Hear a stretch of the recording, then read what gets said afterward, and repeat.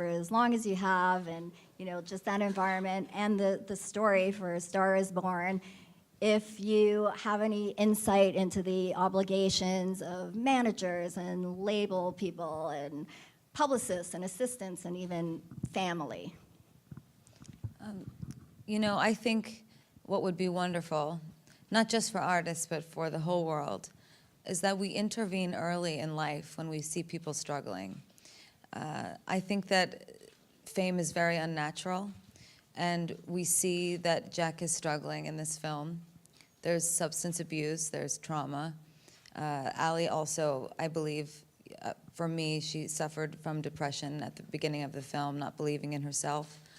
And I think that it's important that we, guide artists and take care of them on a psychological level as they begin to rise, because everything changes. And the truth is, people think that we change, but it's not us that changes, it's everyone around us that changes. And if we could be more careful with the human spirit, not just for the artists, but for everyone, I think that intervening early, teaching people about kindness, teaching people about compassion, teaching people about how to reach out and be there for someone, even when they don't even know that they're sad. And it might be so deep that they can't even pinpoint it. I think that that's very important, and I think it's something that's touched on in this film as well. Yeah, very well said. Go ahead, yeah. And there were a couple of keywords that you would use when he was directing you. So if you wanted a feeling of warmth, he would whisper the word Tony to you to make you think of Tony Bennett. And there were a number of others. Can you just tell me about that process and how it made you feel and drew the performance out of you? Well, first of all, thank you so much for having me here today, Richard, and thank you all for being here. I feel very, very honored to be sitting on this stage with these tremendously talented human beings and kind and loving human beings who I'm happy to call my friends now.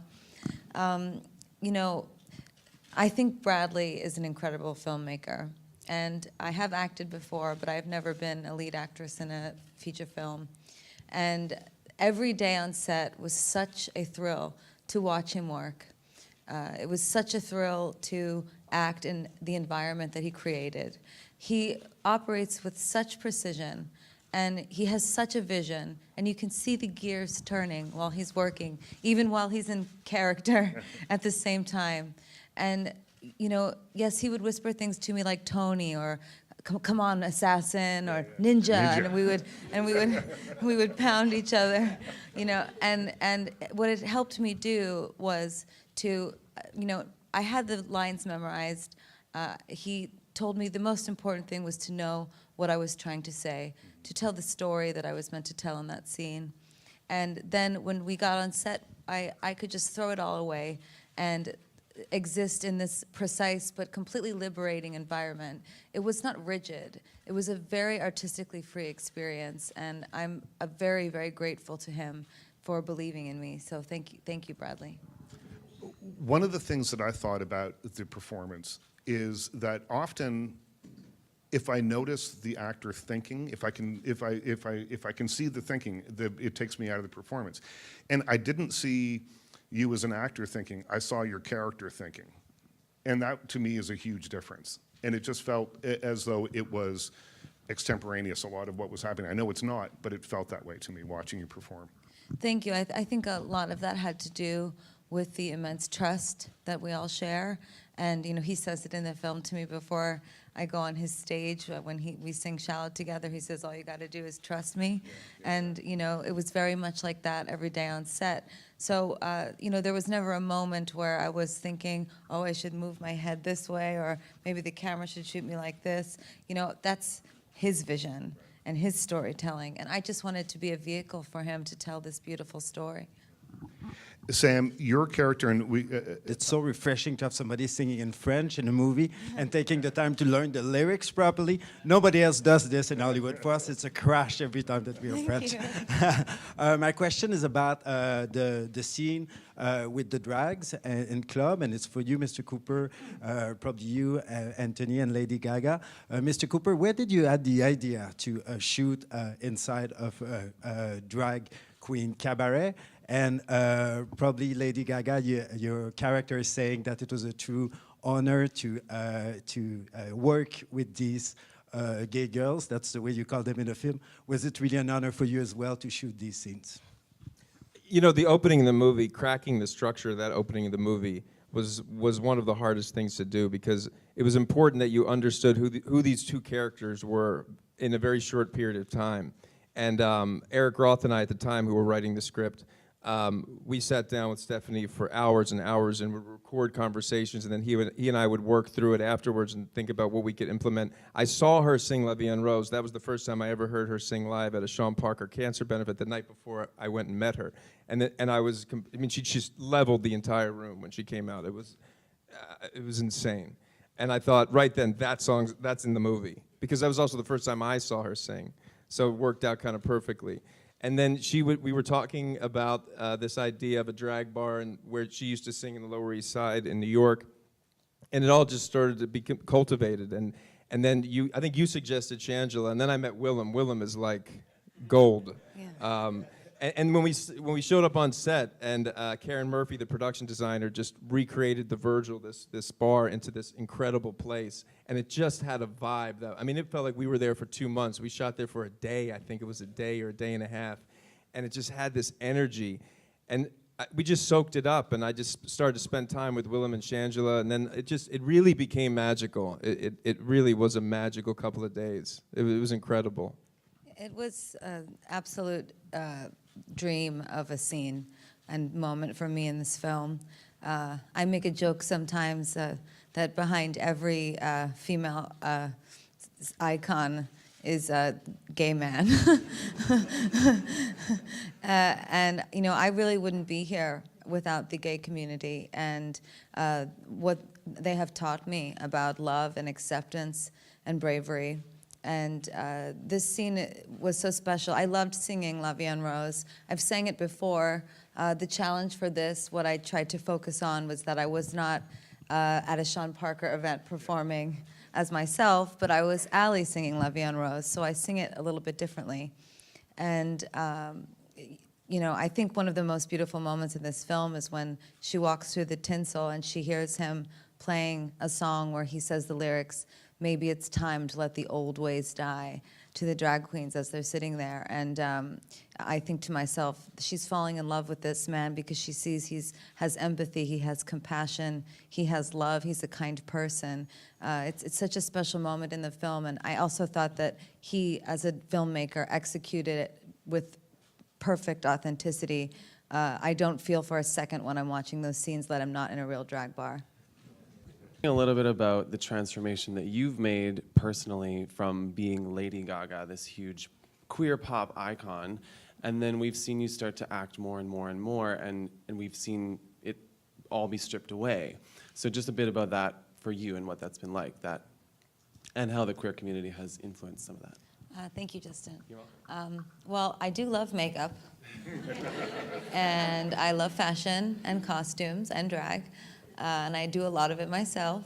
But, you know, sort of tying into the last question, I think it was the friendship that we developed together where I really trusted him in exposing myself in a way that I've never exposed myself before.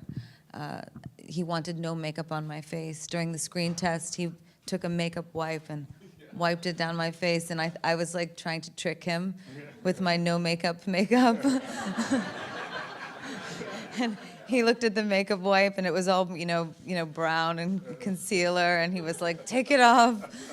So we took it all off, and I dyed my hair my natural color quite a bit before we started filming because I wanted to get into the character, and it was a challenge, but it was also very liberating. And to me, anytime I'm doing anything, especially with an actor of his caliber, and I've always been such a huge fan of Bradley, and was so excited to be the first, lead actress in his film. I wanted to give everything that I had, every last drop of blood, everything, all my fear, all my shame, all my pain, all my love, all my kindness, everything. I wanted to give it to him, and I wanted to give it to everyone on this couch. So what I will say is just that, I think a lot of it has to do with the family that was created and that came from the top. And every single person on set, from the cast to the crew, from the top to the bottom, we were a family, and every day was beautiful. And as far as my relationship with the gay community, like I said before, I would not be here without the gay community and how they have wrapped their arms lovingly wrapping their arms around me. It's something I'm very grateful for, and it's something that I'm also very grateful for that Bradley honored in the film.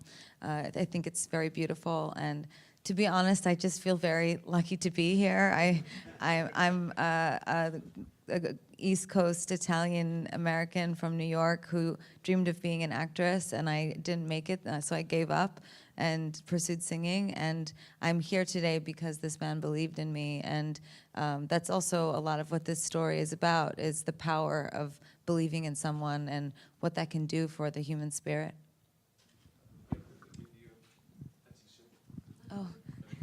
Oh, thank you. Thank you very much. Yeah, go ahead. Hi, I'm Diana from Closer Weekly. I'm right here. Oh, I guess. is your name Claire? Is your name Claire? No, Diana. Oh, Diana. Diana. Sorry, I heard Claire. Claire? We'll go to Claire next. Okay. So Diana. just having done this, has it made you want to put your singing career on hold to take on more acting gigs? And if you could share like an update on your health if you're ready, to take over Vegas for your residency. Well, yes, I'm definitely ready to take on my residency at Vegas. Very excited about that. This film was so special. This entire experience was life-changing. I have never had an artistic experience like this before. We were talking last night. I don't know that I've ever had a closer artistic friendship with someone as I do with Bradley, an understanding, an exchange. It meant a lot to me, and I think to both of us, that at the beginning of making this film, we sort of shook hands literally and said, he said to me, "You are an actress." I said to him, "You are a musician." And we made that exchange. And yes, I'm very excited to act more, but I'm not excited to act more because I'm interested in looking for career moves, or what's going to, blast me off to outer space, or however people think about it. For me, it is all about the project. It is all about the process. It is all about the work, and that is what he is all about. I mean, the preparation that he put into making this film was undeniably spectacular. He was not just writing the film, acting in the film, directing the film. He was also writing music for the film, working in the studio. And I remember a time when we were in there working on a song for him, and I tell this story. I don't know if you like it when I tell this story, but I think it's a great story. And I was sitting at the console, and we were listening back, and Lucas Nelson was there, and Jack's whole band. And Bradley came in, and he was like, "This isn't Jackson's sound. What is this? This isn't what he sounds like. This isn't it." And I was like, "Oh, okay. I got a musician on my hands." And I loved that so much because, it was so important to me that no one told him who he was supposed to be as an artist. Just like for me in my career, I've never wanted someone to tell me who I am. And it was really just a privilege to watch him work in all of these different ways. I wish I'm so glad you're going to see the movie, but in a way I wish I could give to all of you what we all got to experience working with him, because it was really an honor and a privilege to witness. There's a question right in the back who's trying to get to me here. Yeah, go ahead. Go ahead. Guy in the back. Yep, you're waving. Standing up right there. Yep. Yep. Just blast it out. There we go. Yeah. Hello, Juan Carlos Garcia from Mexico. This question is for Stephanie. You play a character that is struggling to get opportunities in the music industry, and also it was very hard for you to get an opportunity, but you finally got it. Do you remember who was the person that finally trusted you for starting your career and getting this very big chance?